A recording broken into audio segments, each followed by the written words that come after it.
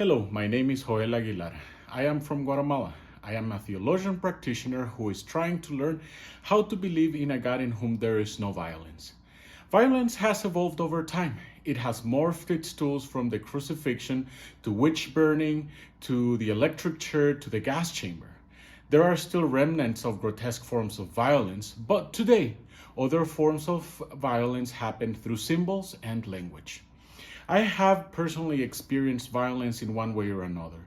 The violent deaths of loved ones, surviving my father's physical abuse, the rampant violence in my city, the silencing and intimidation by the Guatemalan elite, and the religious silencing by my local faith community. Experiencing violence led me to explore what violence is and how it works. In doing so, I came to realize that our violent ways are directly connected to the way we see God. In other words, the way I see God determines the way I relate to others. The way I relate to others is a direct reflection of my vision of God. This theological presupposition has deep implications. It suggests that our ideas of God are a construction of our imagination and our social, political, and theological proclivities. It also implies that our visions of God are interpretations of what we believe to be divine interpretation. In exploring violence, I also encounter the concept of empire. For empire, violence, and theology are integrally connected. This is not to say that the fullness of our visions of God is imperial. It is to say that the images of empire are constantly pushed on everyone. For that reason, we need to recognize that our image or visions of God does not stand in a vacuum. It is the result of internal and external forces that shape us. Internally, it comes from our desire to understand mystery, transcendence, and divinity. Externally, it bears the mark of empire, the imposition of an imperial Christian God that can be traced from the Constantinian Empire to the Roman Empire and beyond. I understand empire in contemporary society as the concentrations of power that infuse all spaces of life with divisive and violent visions of God and humanity.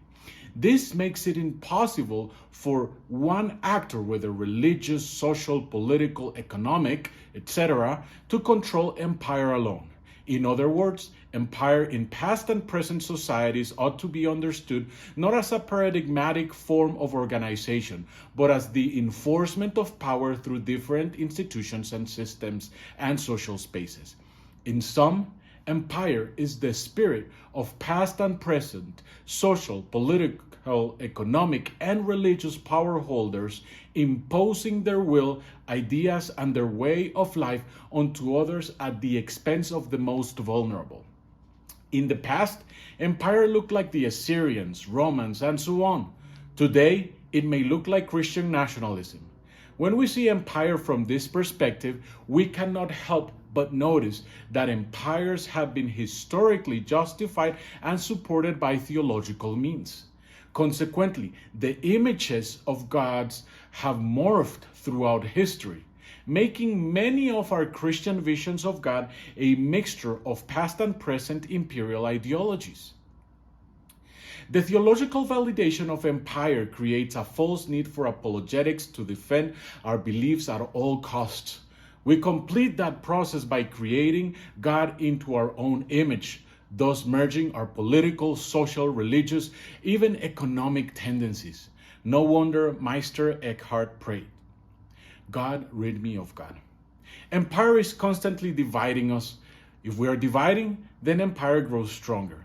Empire dehumanizes us as we take one side or the other on political, social issues, and religion. It makes us believe we are different from one another. Empire fuels the idea that if we can attain political, religious, or economic power, we will be able to fix the current state of things. The reality is that empire cannot be controlled. The moment we attain power, we become the thing that we want to destroy. In trying to gain power from empire, many of us Christians are becoming more radical in the ways we hold our theologies, politics, and economics. This polarization raises a question that I hope to respond in this theological endeavor. How do we build peace and develop non-violent ways of theologizing with one another and God amid empire's fragmentation? I believe that there is a way of resisting empire and its violent, divisive visions of God. The way is one of companionship, slowness, and theological undoing. It is an inductive process that can only be done in community, vulnerability, and love. In doing so, this communal resistance becomes a type of atheism, denying contemporary imperial idols, idols that are on the side of death. These idols and violent visions of God command the sacrifice of lives in the name of unreachable desires. They require us to sacrifice what we hold in high esteem. God, however, is good and full of the exuberant vivacity of life. God is love and life to its fullest potential. To respond to the question, I want us to explore three elements: the power of group identity, a theology from below, and the positive imitation of one another as a way to resist empire. The power of group identity is a conversation that a group of friends and I began a couple months ago. We came together with the concern of being a group of people who want to connect across the religious, social, political, and economic spectrum. We have seen how empire keeps dividing us in ways that hinder us from imitating one another in positive ways. The positive imitation of one another is difficult amid empire's polarization. The only way to resist is in coming together to teach one another how to be more human. One of the places where I experienced the internalized polarization of empire was in the slums of Guatemala City. When I started working in the slum, I soon realized that there were divisions that I could not fully understand. Some were geographical, others were invisible. One of the neighborhoods I visited had a series of steps that would take the breath away of anybody going up. It did not matter whether I was fit, I would always be out of breath at the top of the steps. The steps served as a geographical and social boundary between two communities. One community was impoverished with better housing. The other community was a slum community. As time went by, I noticed a deep fragmentation within the communities, which led me to search for the not so visible boundaries that divided people: ethnic, religious, social, political, economic, and so on. In the process of mapping the neighborhood, it was clear that social polarization was part of everyday life. Everything the residents did was to protect themselves from their neighbors. The youth were especially zealous of the perceived geographical boundary. In one neighborhood, they referred to each other as those from above and those from below. Those at the top of the steps saw themselves as superior due to having better housing and slightly better economic means. The ones at the bottom saw the ones from above as pretentious and arrogant. The kids from above saw the kids from below as dirty, poor, and dangerous. Both groups lived no more than 25 meters away from each other, and anybody could sense the strength of their group identity as being from above or being from below. Interestingly, they were not that different from each other. They liked the same music, TV shows, and soap operas. They also struggled through the same social issues, attended the same schools, and walked the same streets, and faced the same dangers. The group rivalry escalated to a point of violence that made the work in that area very, very dangerous. One question that always puzzled me while working in the slum was, how is it that youth from these communities saw each other as abysmally different? Those who have worked with youth may feel tempted to think that we are a bit more sophisticated than they are. We may feel a bit more mature and solid in our identity. In fact, we may believe that we would never engage in such rivalries. The truth is, we do the same thing all the time. Liliana Mason offers an interesting response to my question about the youth.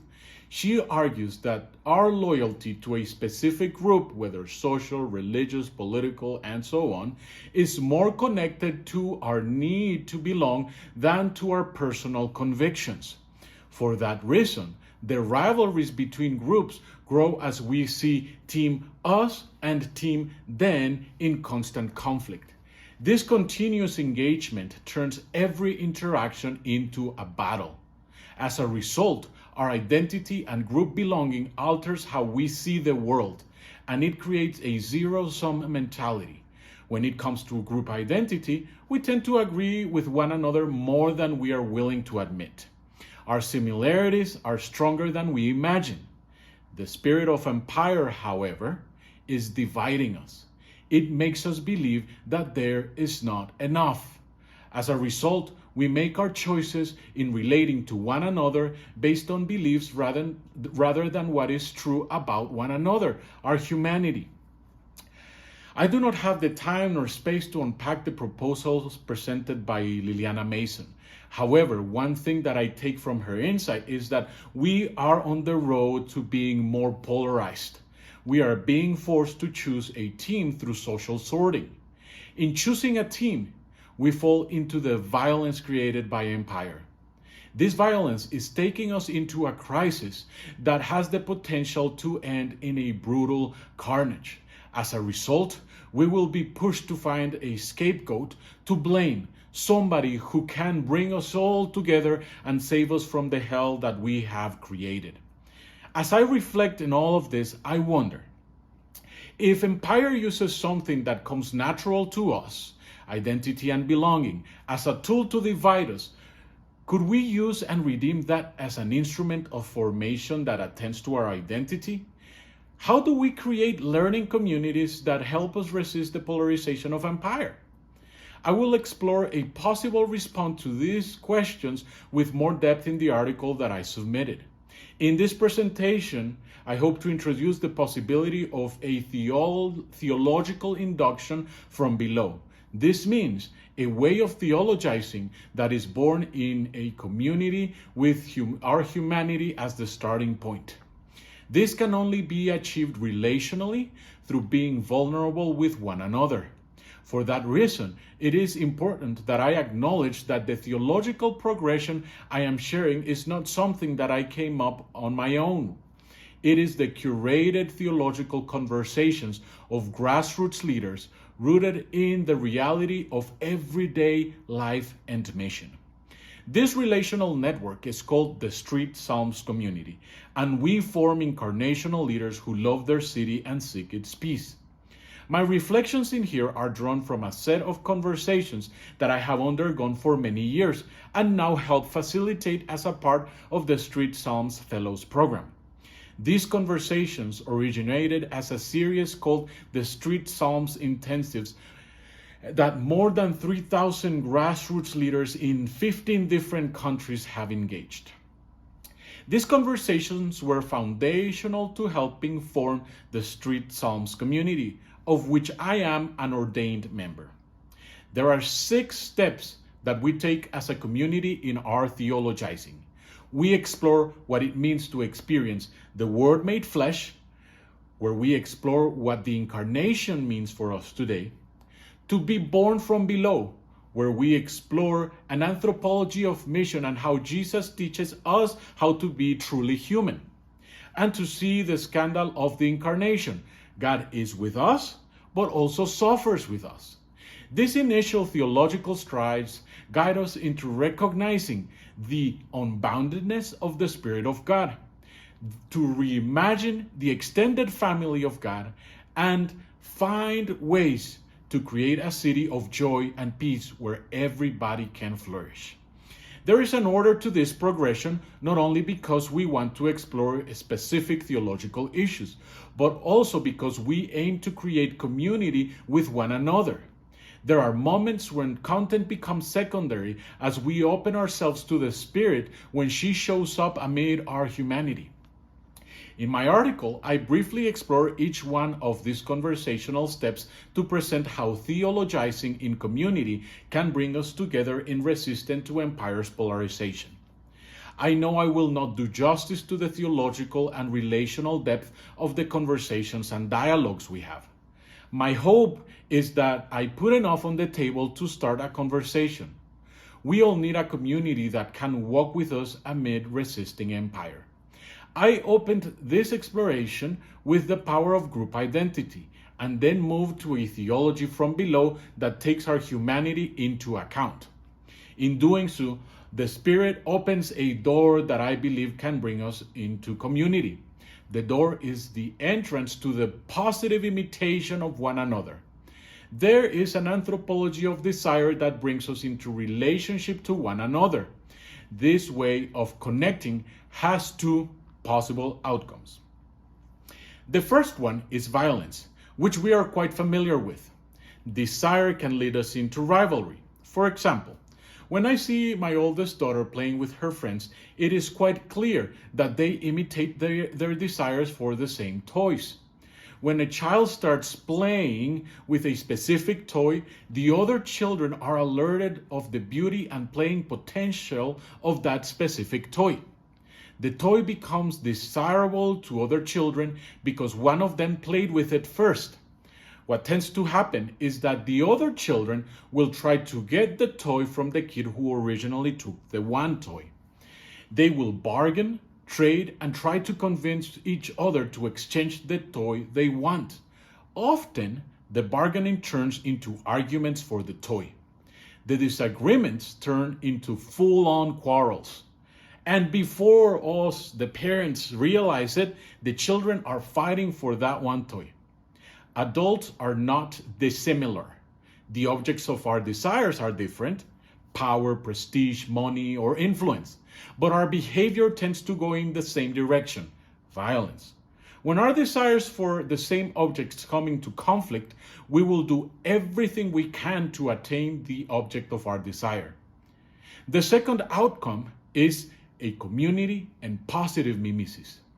When we have a conversation that is born from below, the Spirit calls forth a new way of becoming human, to have a mentality of abundance instead of scarcity. The scandal of God opens us to see a God in whom there is no violence.